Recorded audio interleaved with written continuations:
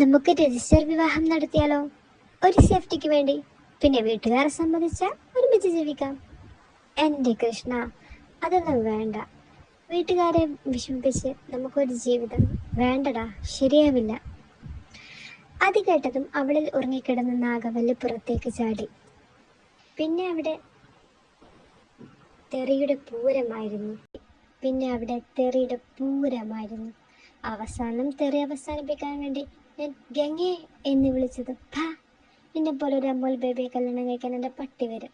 അതും പറഞ്ഞ് അവൾ ഫോൺ കട്ട് ചെയ്തു. പിന്നെ ഞാൻ എത്ര വിളിച്ചിട്ടും അവൾ ഫോൺ എടുത്തില്ല. വാട്സപ്പിൽ മെസ്സേജ് അയച്ചപ്പോഴാണ് മനസ്സിലായത് ബ്ലോക്ക് ചെയ്തുവെന്ന്.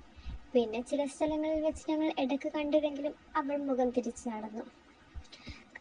അവസാനം എല്ലാവരുടെയും സന്തോഷത്തിന് വേണ്ടി ഞാൻ എൻ്റെ സ്നേഹം മറക്കാൻ ശ്രമിച്ചു, ഉള്ളുപിടയുന്ന വേദനയോടെ.